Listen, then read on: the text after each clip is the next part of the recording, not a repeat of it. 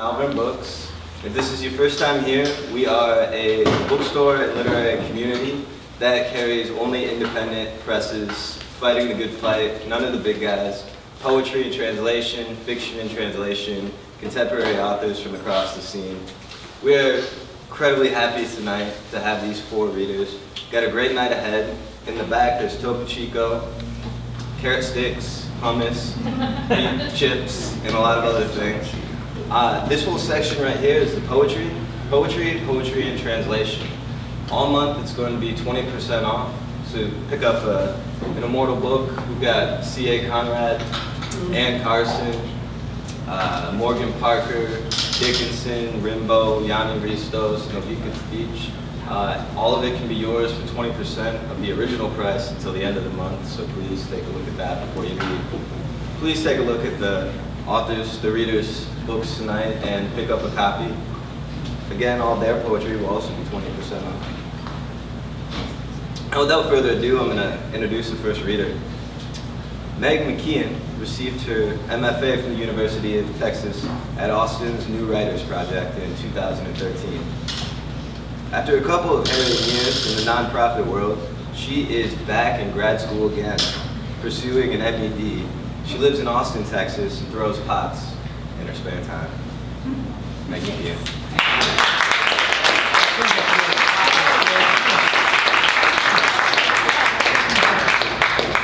Hi everybody, thanks for coming. I'm really excited I haven't read in Malvern in a long time, so I'm really psyched to be back in this space and thrilled to be reading with our 3 other wonderful readers. And so thank you to Malvern, thank you all for coming. So part of what I do getting a Master's of Education is working a lot with 7th graders at this point in time. And what I've sort of noticed about myself as I sort of move through those spaces is that my communication with the 7th graders is super on point, and then taking that practice and trying to extend it to the people in my personal life, it's starting to disintegrate. So part of what I've been writing a lot about recently is like my inability to communicate. And so I have 2 brand new poems. I wrote them within the last week, so be generous. And then 2 older poems. So I'm going to start with a really new one, and it's called Vindictive Ornithology. I've been tearing out my hair and placing it on the bathroom floor in one looping nest because I know it will annoy you. There is something to be said of seeing another hunched over as they put on pants each morning, like watching a bird unfold itself into the air while it simultaneously takes a shit, intimate and raw. When I am angry with you, I imagine the nest of hair in the bathroom. Who will live there? Will they appreciate all the conditioning I've done throughout these years of hair having? What about the chaise lounge I've made of the split ends? I keep asking myself what I can build to mend all the ways my tongue fails me. Ultimately, it is you and I and this topiary, beaconed and highly flammable.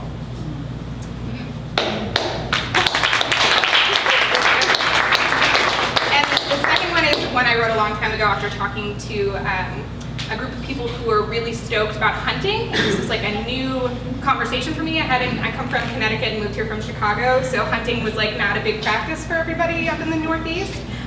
No judgments, just kind of an interesting conversation to come from. So this poem is called Quiet Poem for the Boar. A group of hunters once told me that they do not trap the boar with a bow, an arrow notched, but rather trap it in a metal cage, shoot it in the head with a pistol, said it's really a matter of hunger versus time. I have to wonder what was said around that cage, who among them asked to take up the gun, who was the fullest at the day's end. And then this is another brand new poem, again, generosity. I'm trying to tell you I love you without burning this all down. I'm trying to tell you what the grove of pine trees behind my childhood house looked like, but when I close my eyes, all I see is a burning. Often we throw arson around like we can build up something out of ash, like it's transformative. But what can I build out of dead bodies? I think we have wrongly revered the phoenix. What progress comes from renewing again and again as the same? Instead, let us celebrate the potter, maker of cups and useful things, hands in the muck, mucking it all up. I am trying to sculpt a vessel of my tongue that will hold you close to me. I am trying not to make it a whip or a rope too tightly wound. One day I'll mold it into a pine tree just like the one in my kid forest, and you will watch it grow with me year after year. And then the final poem that I'm going to read is after the one and only Usher, and it is called These Are My Confessions. These are my confessions. My oven is only big enough for one person, not even past the neck. This is America. These are my problems. What I love most about my dog, Tuna, is that she shits only on the well-manicured lawns. Stay with me a while. What I would say if I knew where the water line was before the water. I worry too many of us go our whole lives without kissing that person to our left just once. It's that whole tug a thread in a woven blanket fear of catching on something so free. Tell all of your viewers how your dinner tastes. Make sure you are vague but familiar. Say things like bold, powerful. I have decided to love you even despite signs I know there's a minotaur somewhere braiding my hair. Believe it or not, all these full buckets in this our dry land of lands. Thank you.